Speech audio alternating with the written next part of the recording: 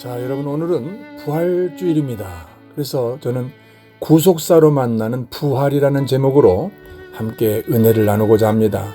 성경을 구속사적 관점으로 읽고 해석하는 것은 마치 천국과 지옥을 갈라놓는 결정적인 차이를 만듭니다. 이 구속이란 말의 어원은요, 구할 구자와 속죄할 속자를 사용해서 값을 치르고 죄에서 구원한다, 그런 의미예요. 구속사는 성경을 인물 위주나 도덕적 위주나 또는 교훈 위주로가 아니라 하나님이 인류 구원을 위해서 어떻게 일하셨는지 그 역사를 복음에 맞춰서 구원에 맞춰서 해석하는 과정입니다. 존 메가더 목사님은요, 평생에 단 한 가지 주제만 설교했답니다. 그러면서 이런 얘기를 했어요. 설교에 구속사가 없다면 그것은 종교 강이다. 그만큼 구속사적 해석이 중요하다는 그런 얘기 아닙니까? 팀 켈러 목사님은 예수가 중심이 아닌 설교는 설교가 아니라 소음이다 까지도 얘기했습니다. 이렇게 이분들이 말할 수 있었던 것은 요한복음 5장 39절에 보게 되면은요, 너희가 성경에서 영생을 얻는 줄 생각하고 성경을 상고하거니와 이 성경이 곧 내게 대하여 증언하는 것이니라고 말씀하십니다. 이런 근거에 의해서 설교는 반드시 구속사 중심, 예수 중심으로 해석이 되고 선포돼야 된다는 얘기를 이분들이 하고 있는 것입니다. 누가복음 24장 27절에서는요, 예수님이 직접 이렇게도 말씀하십니다. 이에 모세와 모든 선지자의 글로 시작하여 모든 성경에 쓴 바 자기에 관한 것을 자세히 설명하시니라. 성경을 예수님 자신이 뭐라 그래요? 나에 관한 기록이라고 그렇게 해석을 해줬다는 것입니다. 인류 역사를 통틀어서 종교와 복음을 구분하는 딱 한 개의 단어가 있습니다. 세상의 모든 종교들이 넘을 수 없는 거대한 강이 하나 있습니다. 그게 뭘까요? 바로 아버지라고 하는 단어입니다. 종교는 자기들이 믿는 신을 향하여 아버지라고 부르지 못해요. 구원받은 우리 성도들은 하나님을 뭐라고 부릅니까? 아버지 그러시죠. 이게 구원받은 성도의 특권입니다. 로마서 8장 15절에 보니까 너희는 다시 무서워하는 종의 영을 받지 아니하고 양자의 영을 받았으므로 우리가 아바 아버지라 부르짖느니라, 이렇게 말씀하십니다. 이 지옥에 가는 하나님 모르는 모든 사람들은 하나님이 아버지가 아닌 것입니다. 하나님은 처음부터 우리를 종으로 지으신 적이 없어요. 그렇게 짓지 않았어요. 창세기 1장에서 하나님은 당신의 형상대로 인간을 창조하셨다고 말씀하십니다. 그리고 어떻게 했었어요? 에덴 동산에서 가족으로 함께 연결된 관계였습니다. 그러나 아담의 범죄로 이 관계가 깨졌죠? 죄는 하나님과 우리 사이를 갈라 놓았던 것입니다. 창세기 3장 23절과 24절은 분명히 말씀하십니다. 우리 하유사 가는 교회에서는 이 부분을 굉장히 아주 확고하게 세워야 됩니다. 23절에서 여호와 하나님이 에덴 동산에 그 사람을 내어 보내어, 그 사람이 누구예요? 원죄를 범한 아담과 하와입니다. 24절에서는 이같이 하나님이 그 사람을 쫓아내셨다고 합니다. 이 상태를 이사야서 59장 2절에서는 이렇게 말씀하세요. 왜 그랬는지 말씀하십니다. 오직 너희 죄악이 너희와 너희 하나님 사이를 갈라 놓았다고 말씀하십니다. 이렇게 갈라진 상태를 신명기 28장 29절 이하에서는요, 여러분 개인적으로 쭉 한번 읽어보십시오. 우리의 슬픈 현실을 이렇게 표현합니다. 소경이 어두운 데서 더듬는 것과 같이 네가 백주에도 더듬고 네 길이 형통치 못하여 항상 압제와 노략을 당할 뿐이니 너를 구원할 자가 없을 것이며, 이렇게 말씀하시고요. 네 소를 네 목전에서 잡았으나 네가 먹지 못할 것이며 네 나귀를 네 목전에서 빼앗아감을 당하여도 도로 찾지 못할 것이며 네 양을 대적에게 빼앗길 것이나 너를 도와줄 자가 없을 것이며 네가 많은 종자를 들에 심을지라도 메뚜기가 먹음으로 거둘 것이 적을 것이며 네가 포도원을 심고 다스릴지라도 벌레가 먹음으로 포도를 따지 못하고 포도주를 마시지 못할 것이며 이 모든 저주가 너와 네 자손에게 영원히 있어서 표적과 감개가 되리라, 이렇게 말씀을 하십니다. 하나님 없는 인생들의 슬픈 현실이란 말입니다. 이사야서 1장 2절 이하에서는 이렇게도 말씀하십니다. 하늘이여 들으라, 땅이여 귀를 기울이라, 여호와께서 말씀하시기를 내가 자식을 양육하였거늘 그들이 나를 거역하였도다. 소는 그 임자를 알고 나귀는 그 주인의 구유를 알건만 이스라엘은 알지 못하고 나의 백성은 깨닫지 못하였는도다 하셨도다. 슬프다 범죄한 나라요 허물진 백성이요 행악의 종자요 행위가 부패한 자식이로다.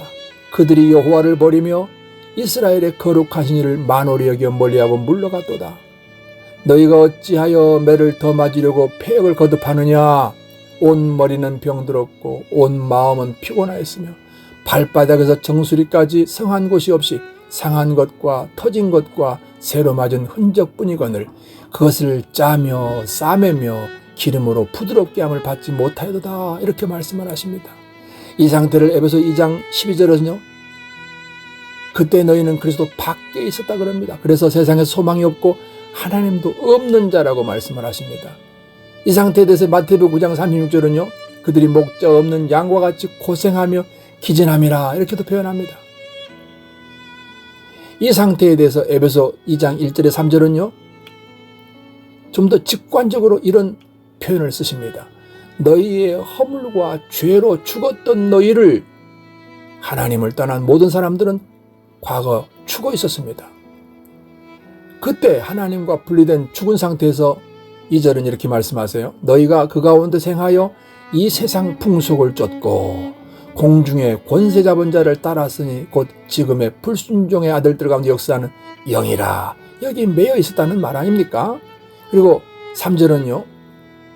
미래에도 다른 이들과 같이 본질상 진노의 자녀라고 앞으로도 희망이 없다는 얘기인 것입니다. 이게 하나님 떠난 인생들의 실제적인 현실입니다. 이런 상태에서 구속사란 이런 깨어진 하나님과의 깨어진 관계를 회복시켜 주시기 위해서 우리 하나님께서 인간 역사 속으로 찾아오신 징검다리를 구속사라 그러는 것입니다. 그 약속대로 우리 하나님은요.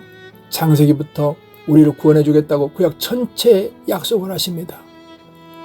그 약속대로 갈라디아 4장 4절 5절에서는 때가 참에 하나님이 그 아들을 보내사 율법 아래에 있는 자들을 속량하시고 우리로 아들의 명분을 얻게 하려 하심이라 그러셨습니다. 그러기 위해서 우리 하나님께서 이 땅에 아들 예수를 보내셨습니다. 마태복음 1장 21절은 그 아들 우리를 구원할 자 구세주의 이름이 예수입니다. 그 이름의 뜻은 우리를 죄에서 구원할 자라는 것입니다. 그래서 예수님이 이 땅에 오신 목적은 명확합니다. 요한복음 3장 16절 하나님이 세상을 이렇게 사랑하사 나를 이렇게 사랑하사 독생자를 보내주셨으니 그 이유는 저를 믿는 자마다 멸망치 않고 영생을 얻게 하려 하심이라 그러셨습니다. 우리 예수님은 이 약속대로 십자가를 지셨습니다. 그래서 어떻게 하셨나요? 골로새서 2장 13절 14절에 보니까 우리의 모든 죄를 사하시고 우리를 거스르고 불리하게 하는 법조문으로 쓴 증서를 지워버리시고 제하여 버리사 십자가에 못 박으시고 그러셨습니다. 우리의 죄로 인해서 우리가 지불해야 될 빚 채무증서를 십자가에서 완전히 지워버리셨습니다. 제하여 버리셨습니다. 거기 못 박으셨습니다. 그 못 박힌 채무증서는 다시는 빠지지 않습니다. 그래서 십자가에 못 박아버린 것입니다. 요한복음 15장 3절 말씀에서는 그렇게 하시고 다 이루었다 하시고 머리를 숙이고 영원히 떠나셨다고 말씀하신 것입니다. 여기 다 이루었다의 헬라어 원어는요 테텔레스타이 아닙니까? 이 당시에 상업적으로 완불되었다, 완불, 합격 이런 뜻입니다. 근데 이 헬라 문법으로는요 현재 완료형입니다. 이는 과거에 완료된 사건의 효력이 현재와 미래에도 영원히 지속된다 그런 말이죠. 빚 한 번 갚았는데 또 나중에 또 갚으라 그럴 수 없잖아요. 십자가 위에서 우리를 위해서 죽으신 대속의 죽음은 영원히 변함없이 완불인 것입니다. 이 대신 죽으시고 우리 문제를 해결해 주신 예수님에 대해서 영국의 유명한 설교자 찰스 스펄전의 목사님의 일화가 있습니다. 성도 중에 가난한 여인이 집세가 밀려서 길거리에 나앉을 위기에 처했더랍니다. 이 소식을 전해들은 목사님이 돈을 마련해서 그의 집에 찾아가서 돈을 대신 다 갚아주고 영수증을 받아왔습니다. 그리고서 그 여인을 만나서 이걸 전해주려고 아무리 문을 두들겨도 문을 열어주지 않아요. 그 다음날 또 갔습니다. 그 다음 또 갔습니다. 여전히 문이 열리지 않습니다. 결국 목사님은 발걸음을 돌려야 했습니다. 근데 얼마 후에 길에서 부어라는 것을 발견했어요. 그래서 찾아가서 만나서 얘기를 합니다. 자매님, 제가 며칠 동안 집에 찾아가서 문을 두드렸는데 왜 문을 안 열었습니까? 여인은 아주 죄송하다는 표정으로 울먹이면서 이렇게 말합니다. 목사님, 죄송합니다. 저는 집세를 받으러 오는 주인인 줄 알고 무서워서 숨어 있었습니다. 그때 목사님은 그 여인의 손에 봉투를 하나 쥐어줍니다. 그 안에는 밀린 집세를 모두 완불하고 그 완불됐다는 영수증을 봉투에 담고 그리고 또 하나 봉투를 줬습니다. 이제 먹을 것과 이제 음식을 살 수 있는 돈을 손에 쥐어줬습니다. 이 목사님이 그 여인의 빚을 대신 갚아주신 것입니다. 부활이 그런 것입니다. 우리에게 영수증입니다. 종교의 구원 기준은 테스트입니다. 죽는 날까지 선행을 저울질합니다.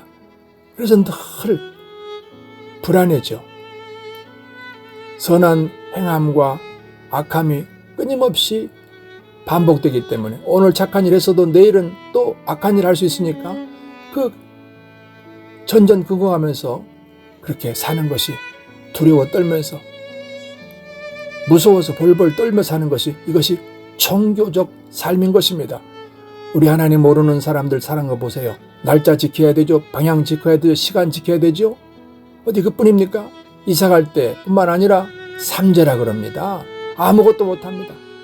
전전긍긍 무서워서 벌벌 떱니다. 방향을 제대로 합니까? 날짜를 제대로 할 수 있습니까? 시간을 제대로 마음대로 할 수 있습니까? 돌아가신 가족이 있으면요, 무덤에 가서도 시간 맞춰서 매장을 해야 되기 때문에 아무리 추워도 비가 와도 시간까지 기다리는 걸 봤습니다. 이럴 때 목사들은요 가장 힘듭니다. 기다려줘야 되니까. 땅을 안 파는데 어떡하겠습니까? 왜 그러냐고 물어보면 아직 시간이 안 됐다는 겁니다. 보였지? 이들이 지키는 게 뭡니까? 이렇게 종교는 벌벌 떨면서 꼼짝 못하고 사는 것입니다. 그런데 부활하신 예수님은요, 이 죄의 빛 독촉장 대신 테텔레스타이, 완불, 합격, 이런 증서를 들고 우리 마음의 문을 두드리십니다. 주님이 우리의 모든 죄의 빛을 완불하셨다는 영수증이 바로 부활입니다. 주님의 마음을 두드리시는 노크 소리를 외면하지 마십시오. 두려워하지 말고 마음의 문을 여십시오. 기독교의 구원은 선물입니다. 입양입니다. 에베소 2장 8절에서는요, 너희는 그 은혜에 의해서 믿음으로 말미암아 구원을 받았으니 이것이 너희에게서 난 것이 아니요 하나님의 선물이라. 구원이 그런 것입니다. 이 구원의 선물을 여러분 마음문을 열고 받아들이셔야 됩니다. 그러면 영생하는 새로운 생명을 얻습니다.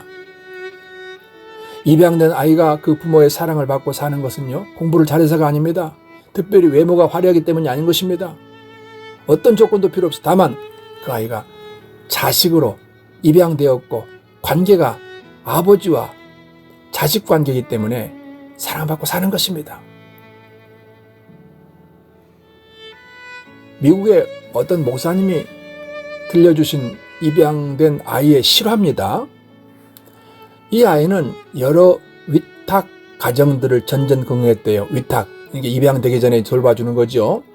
그런데 가는 곳마다 두세 군데서 파양을 당했답니다. 아이 도저히 위탁 가정에서 못하겠다고 파양을 한 것이죠. 마침내 어떤 교인 가정에 입양이 되었어요. 그런데 그 집에 입양이 되어 왔습니다. 이제 위탁이 아닙니다. 그런데 한 달이 넘도록 자기 방에 침대에 눕지 않고 바닥에서 웅크리고 잠을 자더라는 것입니다. 냉장고에 음식이 가득해도 감히 꺼내 먹지도 못하고 배가 고파도 배고프다고 말을 하지 못하더랍니다. 그러다가 어느 날 실수로 컵을 깨뜨렸는데 아이는 사시나무 떨듯이 벌벌벌 떨면서 구석에 가서 무릎을 꿇더랍니다. 잘못했어요. 잘못했습니다. 저를 쫓아내지 말아주세요. 이 아이는 여전히 자기를 언제든지 버려버릴 수 있는 사람으로 그들을 봤던 것입니다. 그때 아이의 엄마가, 아빠가 함께 아이를 다 끌어안았답니다. 그렇게 얘기했대요. 얘야, 너는 이 집의 종이 아니야. 너는 내 아들이란다. 네가 컵을 100개를 깨뜨려도 너는 내 아들이야. 네가 공부를 못해도 실수를 해도 너는 쫓겨나지 않아. 왠 줄 아니? 너는 내 아들이기 때문이란다. 그날 이후로 아이가 처음으로 침대에서 누워서 잠을 자더래요. 그리고 아빠 엄마라고 부르기 시작하더라는 것입니다. 여러분, 부활은요, 우리를 향해서 너는 이제 내 아들이라고 공포하신 입양식입니다. 이제 여러분 마음을 여시고 예수님을 구주로 영접하시기를 바랍니다.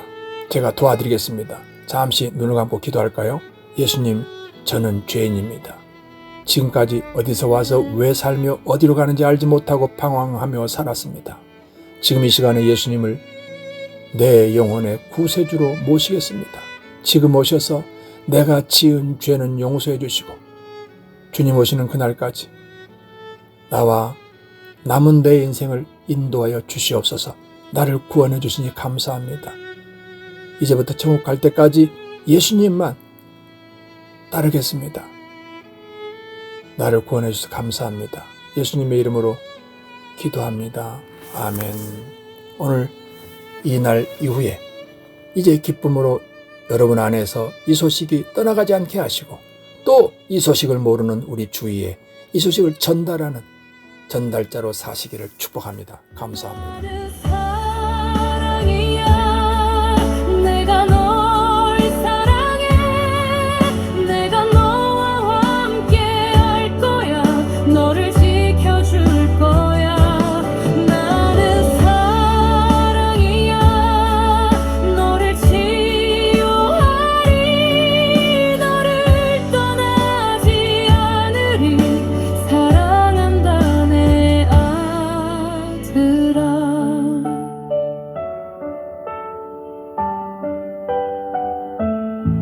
그날 아침 마음 서럽고 아파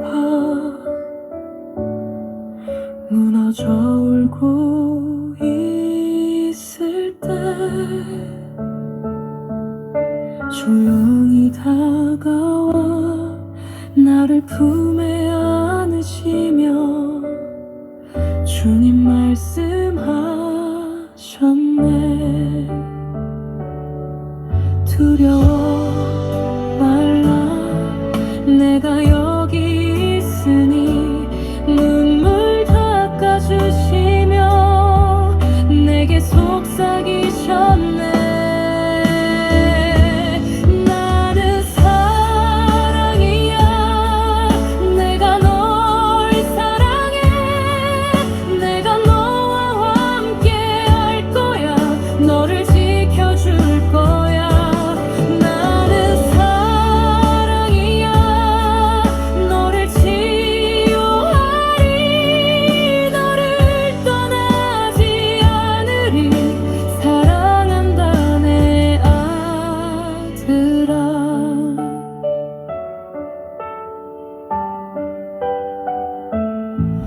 깊은 상처와